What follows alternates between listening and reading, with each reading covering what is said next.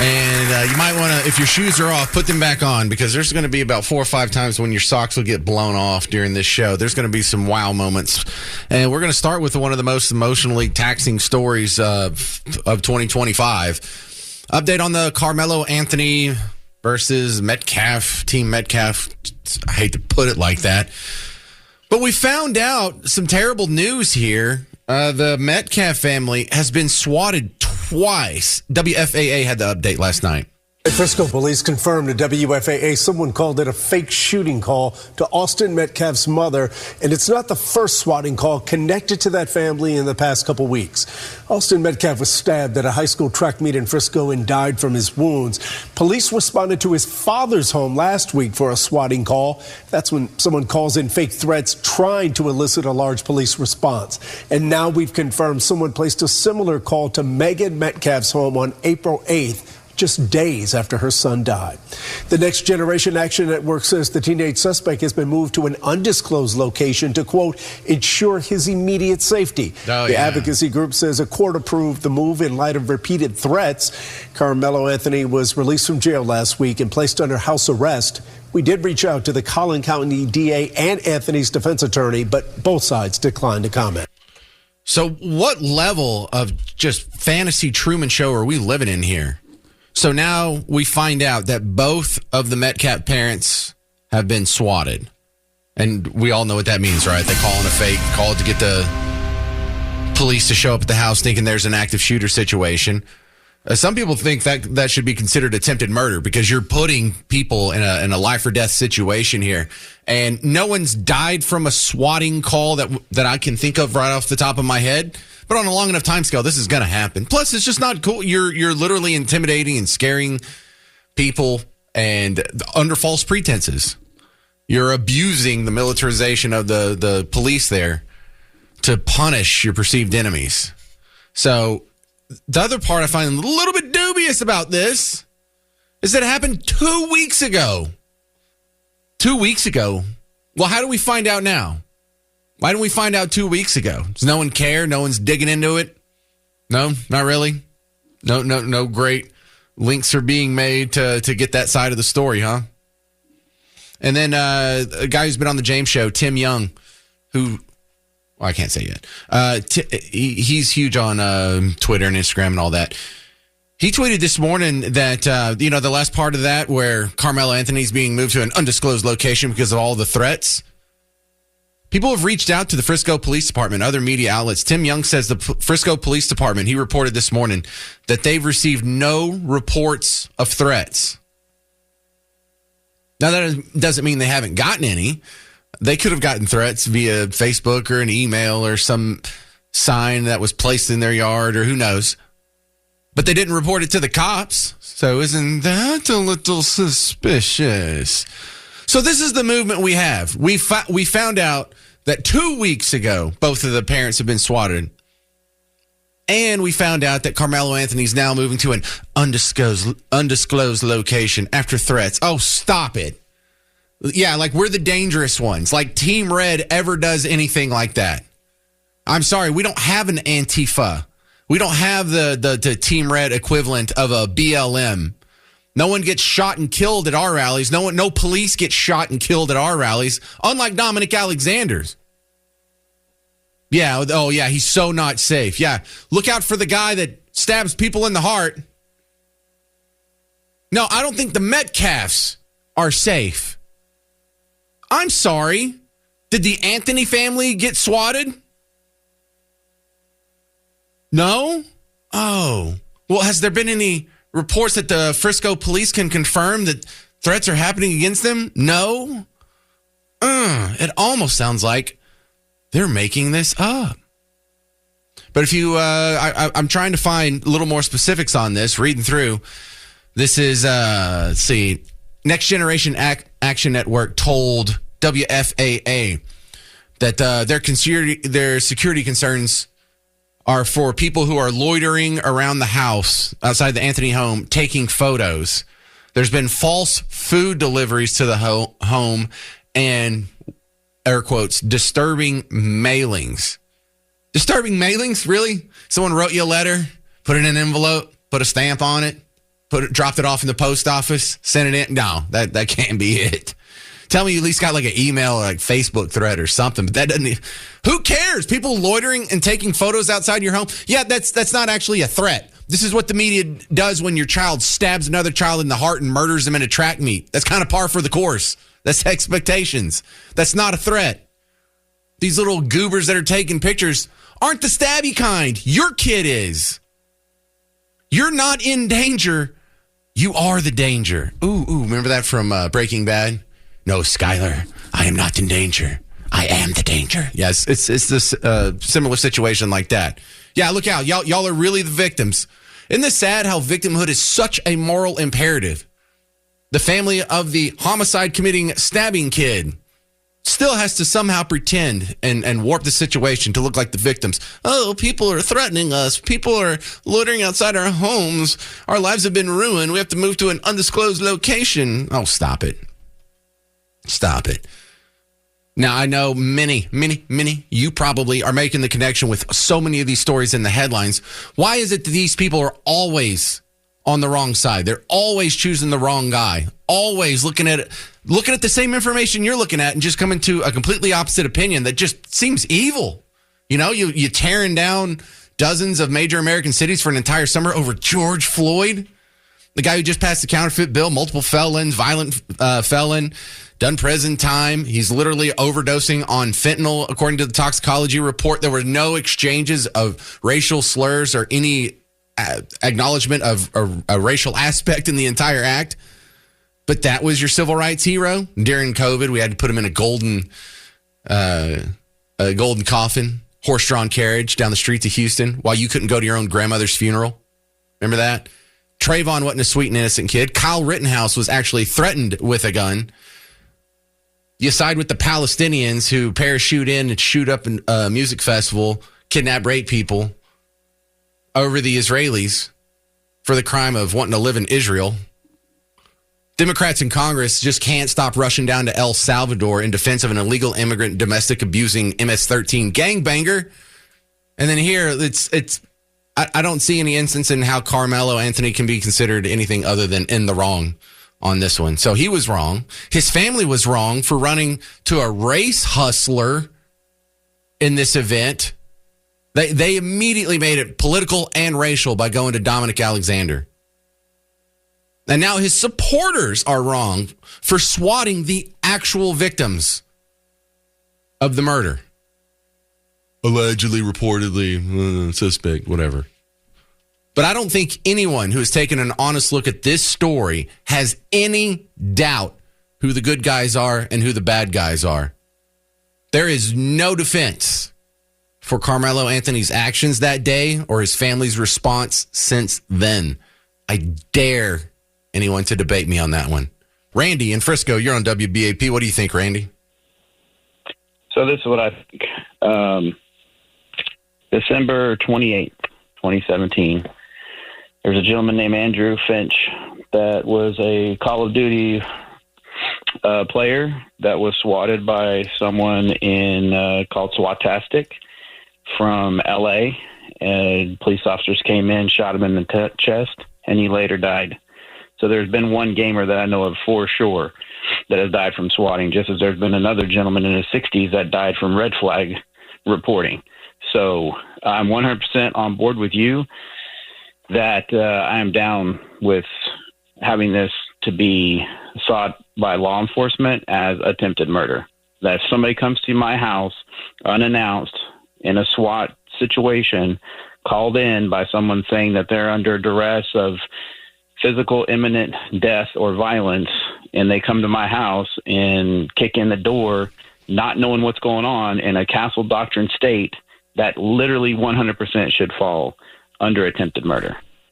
I love that. I totally agree with it. The problem is, like, I know that Ken Paxton was swatted last year, and I followed up with him.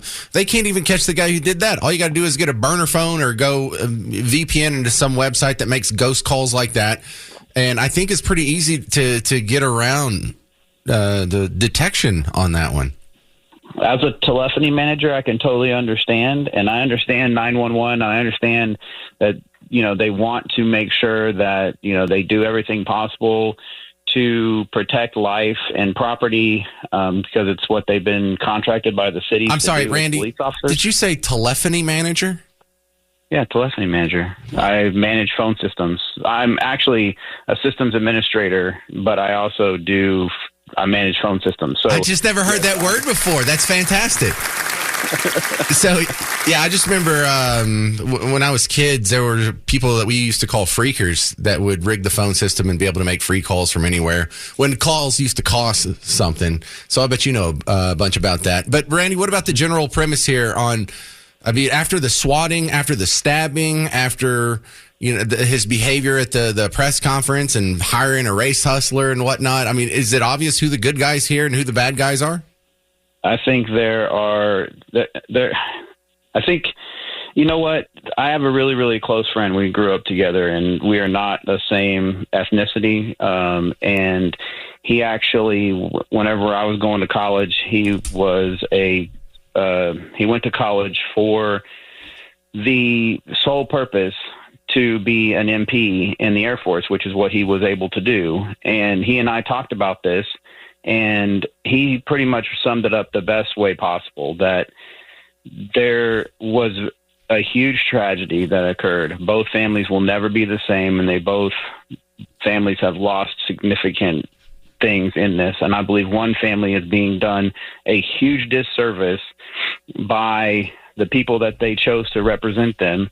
And whenever Mr. Metcalf went to that event, it would have been best for the families. It would have been best for the country. It would have been best for everybody involved for them to see and understand and hear what he had to say. Because the only thing I've ever heard him say is, I forgive this young man for what happened. I pray for him and his family. I want peace and healing. I want all the students in Frisco ISD to be safe. And I want us to be able to come together as a country and understand that we need to be better as a people and actually take life for what it should be worth. Randy? A blessing. I think we know your answer. Thank you, sir. Don in Dallas, you're next up on WBAP. Your thoughts? Hey, I just got a question or an observation or whatever you want to call it. Sure. I listen to your show. I listen to your show every now and then, mostly for entertainment, because you're very entertaining. My question is, I've heard you talk a lot about Karmelo Anthony. I hear that every day. Well, we got an incident with another 17-year-old that just stabbed his grandparents. What's the difference between that kid and Karmelo Anthony? Well, I think. And why don't you talk about that kid with the same amount of passion as you do about Karmelo Anthony? Well, okay, first, I do make the case that it's odd how some stories get so much more attention than other stories. I was even talking about yesterday how the 3 teenagers that were killed over the weekend, nobody's really talking about them. And you think these were all justified, killings, or do you think there's a little bit of injustice? You have the power. You have the power to give that story attention, and you're not giving it attention. Only your attention is on the African American kid. You're not talking about that kid that just stabbed his grandfather and killed him. You said nothing. Okay, so you're saying that the media is not giving it attention. You are the media. You have the power. You're on 93.3 WBAP. The power is yours. It's in your hands. But you're using the power to persecute a kid that was supposedly. There it is. There it is. We don't know. We don't know what he acts. We don't know what he. We don't know if he's guilty. But I don't know. It doesn't matter to me one way or the other. But the justice system has to do its job. But it just bewilders me why you don't give that same energy. Why do you think? Kid. Go ahead and say it. You're throwing out some jeepers. I don't know why you wouldn't. You have a theory. Why don't you go ahead and say it? I don't know. Mm-hmm. I don't believe you're racist. There it is. Hey, we got it. There it is. He gets -7 points for that one. Don in Dallas is now in the hole. He's our first player in the red on the James Show. -7. Thank you, Don. You knew it was coming. You saw right through it too. We just had to wait a little bit and ask him a couple of leading questions, and you'll get to it. I know. I that's right. I can only come to my position not because Karmelo Anthony maybe was a little too aggressive in the track meet, and it could end up being considered a murder in the eyes of the law. No, I'm just a simple old racist. That's it. That's all. When we went to break there, Kimberly James over in the newsroom said, I was hoping you would answer him on why some stories get more coverage than others. And you know what? Let's circle back to that, because I knew he was trying to aim for the racial angle, and if I just prodded him a couple times with my hot shot, city people, that's a cattle prod, then eventually I would get the big R word, and I would get to use the secret word, because I get a point every time I get to play that. But let's circle back to that, because you're not really asking me, James Parker, why don't I talk about other murders like the Denton stabbing as much as this one? You're pretty much asking, why isn't anyone talking about other murders as much as this one? Why are some murders more compelling than others? Because that doesn't just apply to me. That applies to every media outlet whatsoever. So it's silly to hold me to a different standard. But let's go through some of this. If you haven't ever thought about it before, I think most people have. But if you want my take on it, the number one thing is, can the audience see themselves in the story? That's how people get attached to it. That's how, unless you're a sociopath or a psychopath, you feel that human connection even when you just read words off of your screen about some of these other stories. So when you have a story about someone who's spraying bullets in someone else's driveway at 4 a.m. after a block party, you can't see yourself in that story. You're not rolled up in the drug game, neither any of your kids or your neighbors. This doesn't happen where you live. This is something that happens to other people and not really a concern of yours. If it's something to the effect of like intra-family violence, like, this crazy grandson, I don't know if he was strung out on drugs or whatever the motive was behind that. He might just have been a crazy person. I don't know. Stabbing you don't really have to worry about that. I don't have to worry about my wife killing me. I don't have to worry about my kids killing me. That's not a thing. So I can't see myself in that story either. Also, it's pretty easy to avoid that. If I don't have to worry about the bullets being sprayed in a drive-by on the wrong side of town. I don't have to worry about the mental patient stabbing me in my sleep. These are all pretty easily avoidable murders here. I don't have to worry about that. However, I do send my kid to a school who does do sporting events at tracks and at stadiums. How do you avoid that? Can you see yourself in that story? Either as a young kid, seeing yourself as one of the Metcalf brothers, or seeing yourself as an adult, the parents of these kids that go to these events. Yeah, you can actually have a little bit of a human connection to that story. You also want to notice a couple other flares that get shot up in the air. When you introduce race, it's not just a story where, these two kids had an unfortunate escalation in their fight there, and someone got a little out of control. No, now it becomes an attack on not just you, but all of society as well. Oh, it's that old racism again. And so, I'm just supposed to sit around while people call me and just people who look like me racist and slander North Texas society as somehow compromised, or Texas or America in general, or Western civilization? No, I am going to have some stronger opinions about that than some crazy grandson killing his own grandmother. I mean, that's a terrible tragedy, but again, that's not something that is like a direct attack on me. No one's calling me racist in that one. I don't even know what the race of those people are, actually. What are they? White? Are they black? Are they Hispanic? Are they mixed? I don't even know. So no one's brought that up, and we are a little sensitive about that, myself included. I'll admit that. But also, it's not just those stories either. There are stories where Roger Fortson, the guy that was in the Florida Panhandle, was at Fort Walton, when there was a police response. Some white cop had him open the door and saw that he was holding a gun and just shot him dead. And he was killed on the spot. So there's the racial angle. And so we're all a little sensitive about that. That also kind of fits in as a nice apartment complex. You can kind of have your human connection to that one. That's something that might affect me. But you know what it doesn't have? It doesn't have any gray area. There wasn't anything to discuss. White, black, and different. Everyone says, well, that's a terrible shot. Now, that makes that not fit the narrative. For the rest of the media outlet, they also have to toe the line on their narrative as well. And they don't want to highlight that story. It might bring us together. It might show that we don't always take the same tribal sides in all situations. But this one does, so it's a little more useful. And I think the gray area, the fact that you see so many people on both sides of the issue, well, there's actually something to discuss there. So why do we talk about this more than that other story? Well, there's actually something to discuss.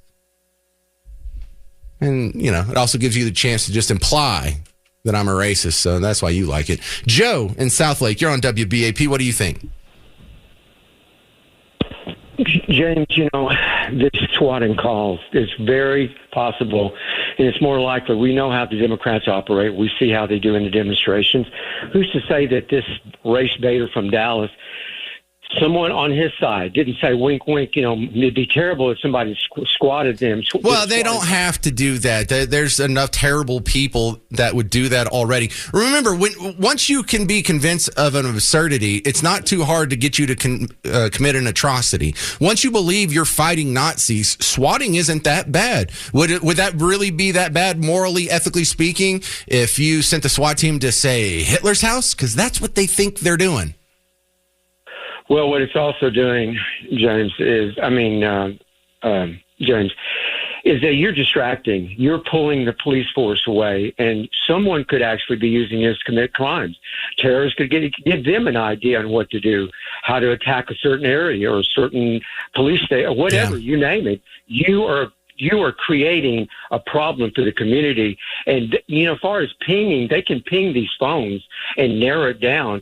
But the reason I said, look at Jesse Smollett, who made that story up. Look at the lady, was it Washington or Ohio, that claimed somebody hung a noose on her desk. Long story short, they took DNA in her body. She was the only one who refused to take it. She finally agreed. It was her that actually did it. So to say that it's not Carmelo Anthony's side, maybe not that family, but this organization that came on board. When did they come on board? Was it after the supposedly threatening calls or racial calls, or was those racial calls perhaps from some race baiter organization or race baiter individual that thought, hey, we're going to try to, and this has national implications. But Joe, you don't have to tell, there doesn't have to be a connection back to Dominic Alexander or the Anthony family. Remember, just from being told that this guy's literally Hitler and destroying democracy, you have dozens of people who are setting Teslas on fire. That wasn't coordinated. That's not funded by George Soros. There's just bad people who think they're fighting Hitler, and so they're doing crazy things that normal people wouldn't because they believe this fantasy, and it's really destructive in the real world. And until that ends, we're not going to have a lack of chaos to talk about on the James Show or WBAP. But they said Next Generation Action Network was telling the media that they've had people loitering around the house taking photos outside the Anthony home. Yeah, they're called media. False food deliveries to the home. What, did someone order them a pizza? And disturbing mailings. Who was that? Someone sent me, I think it was a Twitter message saying the disturbing mailing. Was that in Twitter? No, that was a messenger. Yeah, Kristen sent it. Kristen said, I saw a photo of what they were sent. It was a memorial card from Austin's funeral. Pretty scary stuff there. They deserve to see his face every day for what happened and reminded of the life that is gone forever. That's from Kristen over on Facebook. So your thoughts, 800-288-9227. Mine. Could you try and be the bad guy any harder? I mean, look what's going on with the dad. The dad forgave the son the day of his kid's death. That's more than I could do. That's what that's what the Bible tells us to do. That's what Jesus tells us to do. I'd have a hard time doing it. He did it on the first day. And I bet you he was going to that press conference to extend an olive branch. And he got kicked out and then called disrespectful. And then here we have a race hustler that's being the spokesman for this. Not a lawyer, not some guy who's the best trial attorney in Texas. A race hustler, a political activist. Great.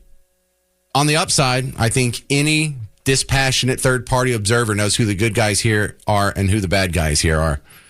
It's clearly the Metcalfs. Jorge, Wichita Falls, you're on WBAP. What do you think? I'm calling because That last caller that called, man, he said he liked your show, he listens to you, and then he's trying to get his point, and I think you baited him on that race card, man, Yep. But that's the thing is we need to stop the divide. That's what they want from us. They want us to fight. They want us, we had such great support for Trump, and now it's just all falling apart because of race. And it's ridiculous. It's happening in the Hispanic communities. It's happening in the black communities. And we need to just try to figure out how to come together, man. I understand this Karmelo Anthony. I think he's a bad person. But I wish there was something we could do to stop the hatred, Well, I think we had a good chance yesterday, and we took advantage of it when there was a Protect White Americans rally in Frisco over the weekend. Only 4 people showed up, which I thought was a good sign to our neighbors of whatever color, that this whole threat of, white supremacists are everywhere is such a silly notion. I think we proved that on Saturday. And then a couple blocks away, there was supposed to be the opposite protest, and 0 people showed up to that one. So the people who really have strong opinions about whether or not some other group in our society is racist, that is such a dwindling small minority. It gets a whole lot of attention because it's, an interesting story worth talking about. And we do kind of have a lot of painful racial history in this country. But, I think every one of these gray area stories that's not really a gray area story, people are quietly acknowledging that the racial aspect is something that doesn't need to be in here, and whoever's injecting it is probably in the wrong. And you don't get to hear it, but black people reach out to me, hey, James, I listen and I'm black and I agree with you on this one. It's like, well, you don't need to tell me. You need to tell your community. But it happens everywhere I go. When I worked in New Orleans, there were people that pop up from the sales staff. They're like, hey, man, just want to let you know I secretly listen to you all the time. It's like, why is it a secret? Why does it have to be a secret? No, look, keep watching the numbers. Donald Trump made great advancements in voters of color. I think he won Hispanic men for the first time for the Republicans, and black support had doubled from where it was previously when they were voting under Obama.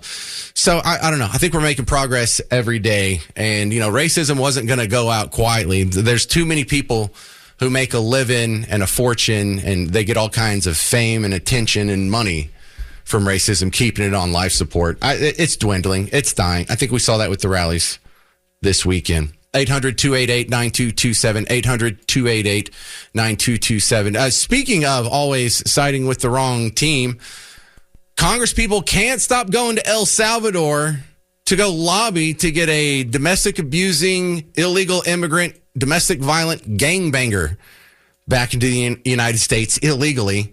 That's coming up next on The James Show. News Talk 820 WBAP, now on FM at 93.3. For most people who are taking a dispassionate, non-political view at this, their only question is, how long is this kid's sentence going to be? Because whatever label you want to put on it, first-degree murder, second-degree murder, capital murder, whatever, he's in the wrong. And you're reinforced by the way the families are acting after the fact. There's been 2 swatting calls. So now it's not just the way the families are acting. Now it's down to the supporters, too. They just keep choosing the wrong side over and over and over. My next story is going to be about how many congressmen does it take to go to El Salvador to get the release and return of an MS-13 gangbanger, domestic violence, human trafficker, allegedly, reportedly, whatever.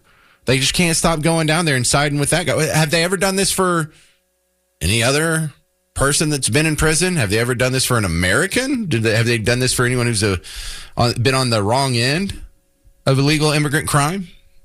So a lot of people are asking some of the same questions here. Details coming up on the new Salvador enthusiast, I guess. 800-288-9227. First, here's Rob in Fort Worth. You're on WBAP. What do you think? Hi, James. Good to talk to you. I listen to your show for entertainment, too, but I'm not going to call you a racist. I would like to ask that guy who called you a racist, if the races had been reversed and the white kid killed the black kid, everybody knows he'd already be on death row.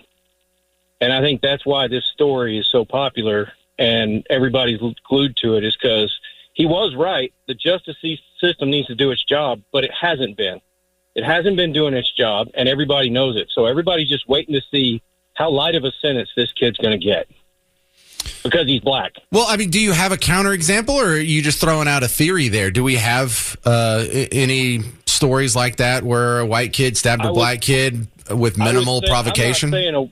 I'm not saying a white kid or stabbed a black kid, but I'm saying take all the police officers that have their lives and their careers are over because they did their job, and it just happens the suspect was black. And well, now, look, here's what I'm asking for, because when people bring up George Floyd, I can easily say, like, the racial element is suspect because we do have a counterexample. We do have a guy who was having an episode, and so a cop restrained him, put a knee in his back, and he ended up dying, and it was around the same time. And it was in Dallas, actually. Have you heard this story? Do you know the name Tony Timpa?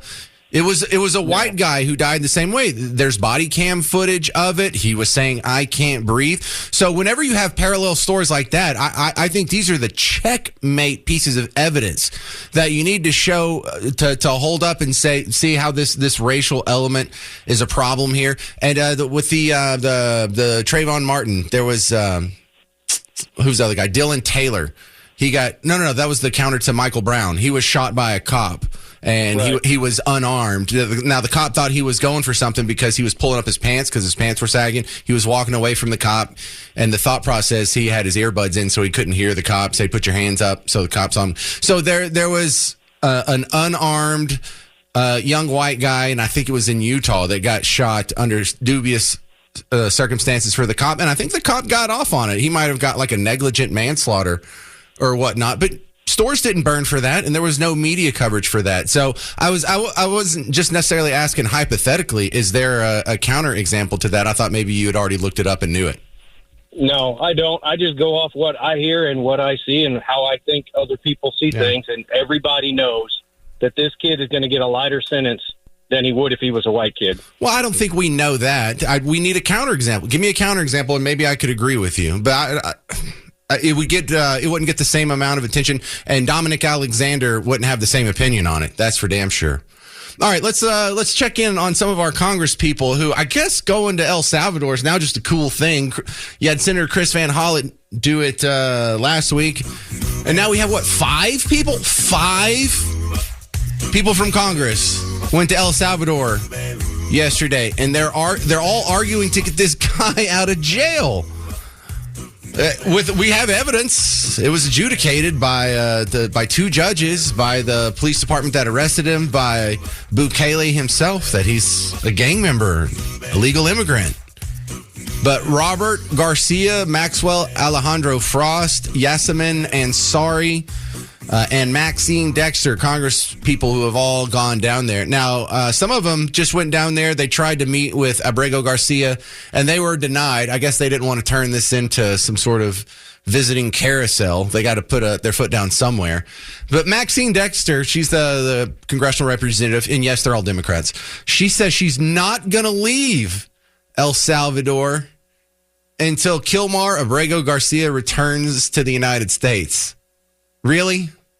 Let's circle back on this one here in a few days or in a few months or whenever she comes back without him, because that's a bold statement. I don't think Maxine can live up to that one.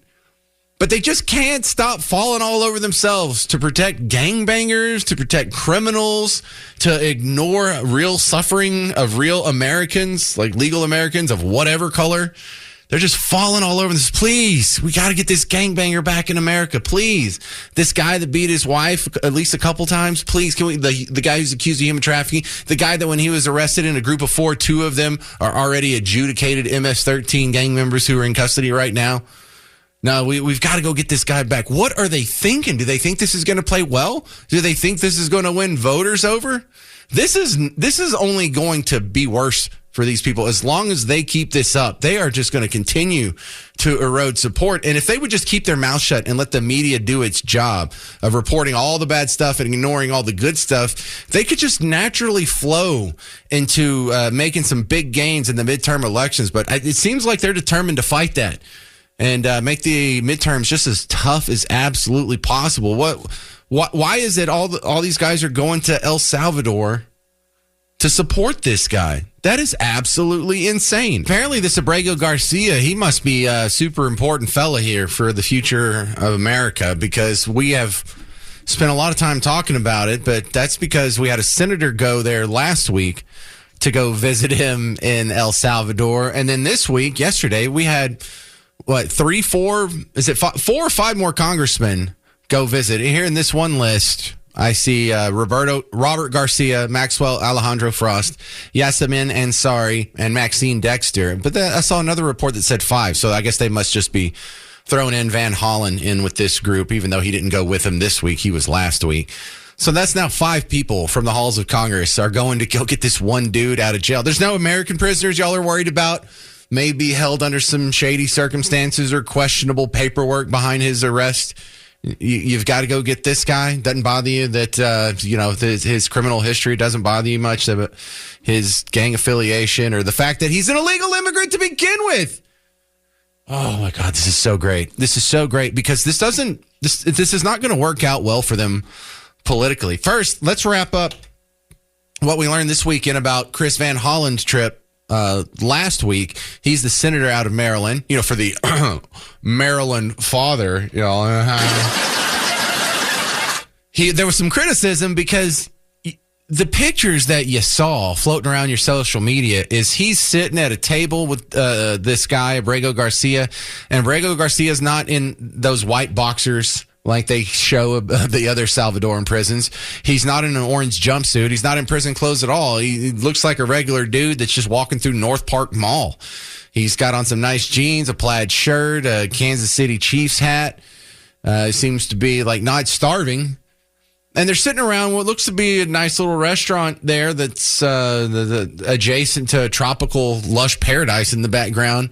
And in front of them, you can see there's is that margaritas? Because there's like salt on the rim or whatnot. Did he just go down there and have margaritas with this dude, talking about how it's just totally terrible treatment, concentration camp level stuff here? And this is his excuse, his explanation on shared margaritas. This is a senator with Abrego Garcia in El Salvador. This is sort of the Bill Clinton rendition of, I Didn't Inhale. This is the Van Hollen remix. They had no intention of letting me meet with Abrego Garcia until they felt the pressure. They felt the pressure from people saying, why are you, complicit in this illegal scheme? Why are you denying his wife, his lawyer, or anybody the opportunity to speak with him? So my mission was to be able to say that he is at least alive.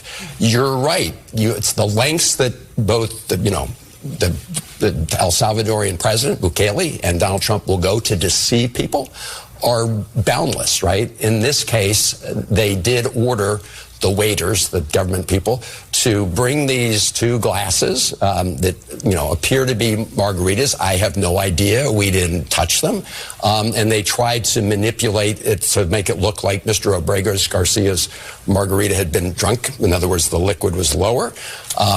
But they screwed up in their scheme, because if you look at the rims of the glasses, I don't know if it was salt or sugar, but there's no gap in them. So nobody touched the margaritas. They want to pretend that this is some sort of tropical paradise when he was in one of the most notorious prisons in the world. That's right. I didn't drink the margarita. It just sat in front of me, and I looked at it a little bit, but I definitely didn't have any of it to drink. When I was in England, I experimented with marijuana a time or 2, and I didn't like it, and didn't inhale, and never tried it again. If you smoked weed but didn't inhale, you're not qualified to be president. If you screw up smoking weed, come on. Is that even believable for 5 seconds? Bill Clinton or this other guy, they just brought us margaritas out of the goodness of their heart. No one asked for them or wanted anything. They just brought us and it's not an important detail, but it does kind of betray the fact that this guy is living in some hellish Dante's Inferno down there. He looked fine to me. We also learned that Chris Van Hollen didn't even ask if he was a member of MS-13. So here, I want you to meet a couple of these other people that went. I think these 2 are back now. This is Yas. She goes by Yas. And sorry. She did a selfie video of her before she left. She did a selfie video when she got there. And then she did a selfie video explaining they're not going to let us meet with him. So I came down here for nothing. The government here in El Salvador turned down the request that came through the embassy. So the embassy made the request for us to be able to see Mr. Garcia, and that was rejected. Okay. There's word here in the States that he's been moved to better accommodations in a jail. What do you know about that? We were not able to get any answers. We're still pressing for answers, and that's part of what we are asking Secretary Marco Rubio. Where is he? That's what the family is asking. Again, with the health conditions that he has, they're worried that he's not getting the treatment that he needs, and that is why the situation is so urgent. No, you can't let any more people go visit him. If people besides Chris Van Hollen, like if these goobers got in yesterday, there would be 218 Democrats would be visiting them next week. They would all, because look, these people are all getting in the media. They're getting interviewed on MSNBC and CNN and ABC and NBC and CBS. This is great. You've never heard of Yasamina Ansari before, but now you have, because she went to go, fight for the rights of an illegal immigrant gangbanger to be returned here when he's not supposed to be here anyway. Another one that went, Representative Robert Garcia. He also didn't get to meet with the other Garcia. Hey, it's Congressman Garcia. I am here in El Salvador with a group of House Democrats advocating for the release of Kilmar Abrego Garcia and, of course, checking in on so many folks who have been sent here without due process. The Supreme Court has ordered unanimously that Kilmar Garcia should come back home to the United States. We also know that he was sent here wrongfully. The Trump administration admitted that. We have met now with the U.S. Embassy here, the ambassador. We're meeting with advocates on the ground who are organizing here in El Salvador. We've talked to Abrego Garcia's family, which is heartbreaking. And more importantly, we're here to raise awareness that Kilmar needs to come home. We need to build support here in El Salvador, but also in the United States. He must come home. And I'll say this lastly.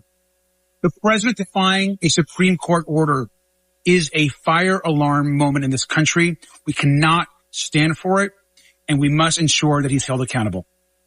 Yeah, that's what we need, more awareness of the Abrego Garcia situation. Yeah, you had to go all the way to El Salvador so someone would do a story on this guy. Stop it. This is your money. 800-288-9227. What an absolute waste of time and effort. What a slap in the face to all Americans who are facing issues that they're not getting any attention from their representatives on. Yeah, have y'all visited any Americans in prison for any reason whatsoever? Why are y'all fighting tooth and nail for this guy? All the evidence shows that he doesn't belong here, and he's probably a gangbanger, MS-13. That doesn't bother you? He's a domestic abuser, doesn't bother you? Human trafficking investigation doesn't bother you? No, we got to go get due process, y'all. Due process is the most important thing in these people's mind. Not when you were being stopped from going to church during COVID, or they closed all the schools, or didn't let you assemble in public, or let you go to your own grandma's funeral. No concern for due process there. But when an MS-13 gangbanger wants to illegally be returned to the United States, boy, we got to put our foot down somewhere, guys. Jan in Flower Mound, what do you think? I think that the left is desperate to support this Kilmar guy, MS-13, and any other gangs, because I suspect that these criminals are providing financial support for their campaigns and maybe other revenue streams. No, this guy's not donating to any campaigns. He's just a regular old illegal immigrant in Maryland who happens to have MS-13 ties.